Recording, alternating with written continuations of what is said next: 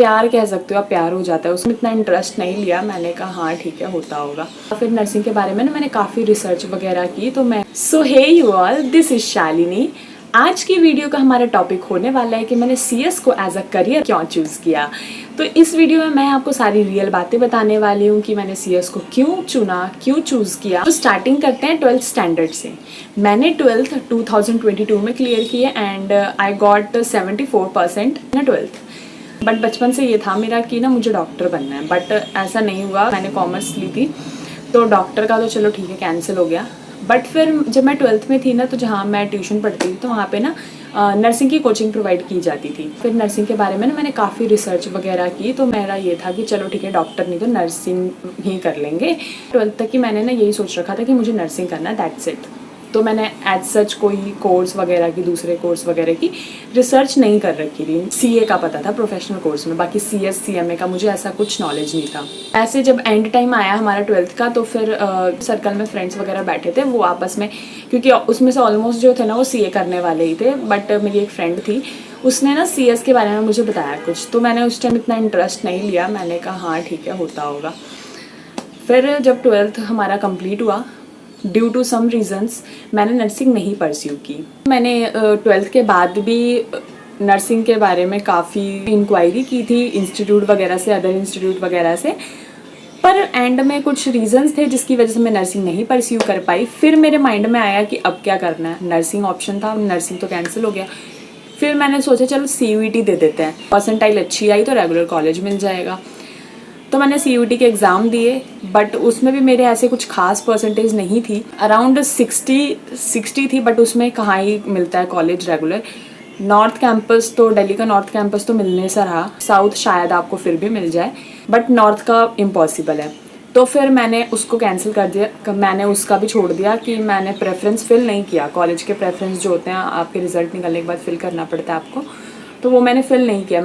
फिर मैंने सोचा कि अब क्या करें, अब तो रेगुलर कॉलेज का भी कोई स्कोप नहीं है, मतलब कोई है नहीं, रेगुलर कॉलेज का भी कैंसिल हो गया, नर्सिंग का भी कैंसिल हो गया, तो अब क्या कर सकते हैं। गर्ल्स के लिए एक ऑप्शन ये भी होता है NC वेब से एडमिशन लेना। NC वेब के रिगार्डिंग मैंने वीडियो बना रखी है ऑलरेडी, तो मैं यहाँ पिन कर दूंगी, आप देख लेना। NC वेब में क्या होता है कि गर्ल्स को ऑप्शन मिलता है DU की साइड से, वो रेगुलर की तरह ही होता है, बट ये है इसमें 2 दिन कॉलेज जाना होता है, सैटरडे एंड संडे, और उसमें डिग्री जो आपको मिलती है वो रेगुलर की ही मिलती है। तो फिर मैंने NC वेब का फॉर्म भरा एंड उसमें 6 to 7 कट ऑफ निकलती है मेरी। I think 3rd cut off में हो गया था एडमिशन। मैंने कॉलेज लिया था वो श्यामा प्रसाद मुखर्जी कॉलेज, वुमेन का है, वो गर्ल्स का कॉलेज है, तो उसमें मैंने एडमिशन लिया। चलो अब कॉलेज का तो हो गया प्रॉब्लम सॉल्व। अब मैंने सोचा कि 2 दिन कॉलेज जाना है बस यहाँ पे, तो हमें फिर बाकी के जो डेज है उसमें क्या करें, खाली तो नहीं बैठना, एंड जॉब का भी ऐसा कुछ था नहीं कि जॉब करनी है अभी। तो फिर मैंने ना सोचा कि चलो कोर्स का अब देखते हैं कि कौन सा कोर्स हम कर सकते हैं। मैंने LLB के बारे में भी काफ़ी रिसर्च की थी उस टाइम कि कैसे क्या होगा, बट LLB का मुझे इतना लगा नहीं उस टाइम कि मुझे करना चाहिए। फिर मैंने उसी फ्रेंड से मतलब सजेशन लिया, तो उसने मुझे सजेस्ट किया कि तू CS कर ले। एंड CA के बारे में तो मैं सोच भी नहीं सकती थी, क्योंकि मुझे मैथ्स से, प्रैक्टिकल से बहुत डर लगता है, तो CA तो मेरा पहले ही था कि नहीं भाई मुझे नहीं करनी। मैंने अपने रिलेटिव से पूछा, तो फिर उन्होंने रिसर्च वगैरह करके मुझे सीधा यही बोला कि CA कर लो, बट मैंने कहा कि नहीं मुझे CA नहीं करना। उस टाइम मैंने CS के बारे में काफ़ी रिसर्च की, मैंने देखा क्या है इसमें, कैसा होता है, तो मतलब थ्योरी में मुझे इंटरेस्ट है, थ्योरी मुझे रिटेन हो जाती है। तो फिर मैंने CS का सोचा कि चलो CS ही कर लेते हैं। उस टाइम ऐसा था कि चलो CS ठीक है कर लिया, बट अभी ऐसा है कि CS के लिए इतना पैशनेट हो गई हूँ मैं कि मतलब अब मुझसे कोई कहे ना, अगर मुझसे वो चीज़ नहीं, ये नहीं भी हो रहा होगा ना, तो अब मुझसे कोई कहे ना कि तू CS को छोड़ दे कुछ और कर ले, तो मेरा यही होगा कि नहीं भाई मुझे नहीं करना, मुझे जितना भी टाइम लगेगा मैं इसी को करूँगी। मतलब होता है ना जब हम कोई कोर्स कर रहे होते हैं तो फिर हमें प्यार कह सकते हो आप, प्यार हो जाता है उस कोर्स से।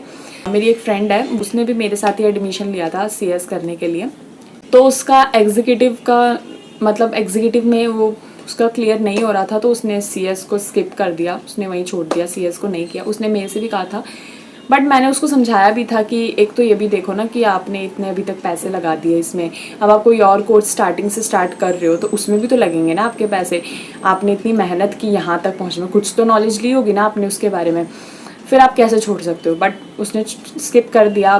सबके अपने अपने डिसीजंस होते हैं। बाकी मैंने नहीं किया। ईटी में एडमिशन लिया था अक्टूबर में, क्योंकि इतना सोचते ना मतलब टाइम हो गया था इतना, तो अक्टूबर में मैंने एडमिशन लिया था। एंड एक और मिस्टेक करने से मैं बच गई थी। मैं ट्यूशन परचेज़ करने जा रही थी, लेक्चर्स मतलब क्लासेस परचेज़ करने जा रही थी ऑफलाइन। बट मुझे मेरी फ्रेंड ने कहा कि नहीं, ऑनलाइन लेक्चर्स भी इसके काफ़ी अच्छे आपको यूट्यूब पे मिल जाते हैं। फिर मैंने रजिस्ट्रेशन वगैरह अक्टूबर में करा लिया था। तो 1.5 मंथ था मेरे पास। नवंबर में एक अटैम्प्ट होता है CSET का, तो वही मेरा था।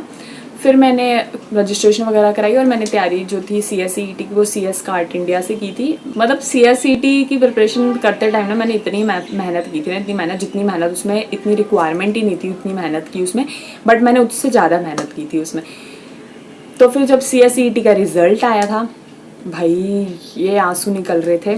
होता है, पर खुशी मिलती है कि हमने जिसके लिए इतनी मेहनत की उसका रिज़ल्ट आ गया, हम एक बार में पास हो गए, तो खुशी मिलती है ऑब्वियसली। क्योंकि जो मेरी फ्रेंड थी उसने एक अटेम्प्ट दिया था, उसका नहीं हुआ था, क्योंकि उस टाइम वो 12th की स्टडीज़ भी देखनी थी, बोर्ड थे, तो इस वजह से उसका CSET फर्स्ट में क्लियर नहीं हुआ था, सेकंड में उसने क्लियर किया था। तो मुझे ये लगा कि भाई मैंने क्लियर कर लिया फर्स्ट में। बट मुझे उस टाइम ये नहीं पता था कि यहाँ पे जो है ना आधे से ज़्यादा बच्चे एक अटेम्प्ट में ही CSET को क्लियर कर लेते हैं। डिफ़िकल्टीज़ जो होती हैं वो तो आगे हमें देखने को मिलती हैं CS एग्जीक्यूटिव से।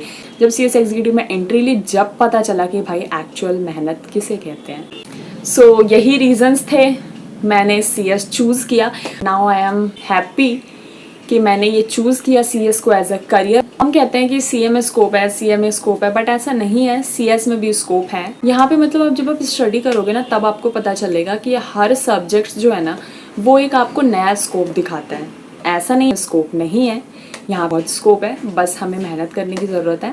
थोड़े दिन बाद आपको मैं CS एग्जीक्यूटिव की जर्नी शेयर करने वाली हूँ। वहाँ पे मैं आपको सारी चीज़ें बताऊँगी कि मैंने कितनी एज में अपनी CS एग्जीक्यूटिव को क्लियर किया, क्या क्या डिफ़िकल्टीज़ आई मुझे, क्या क्या मैंने मिस्टेक्स की, सब कुछ। सो वेट फॉर इट।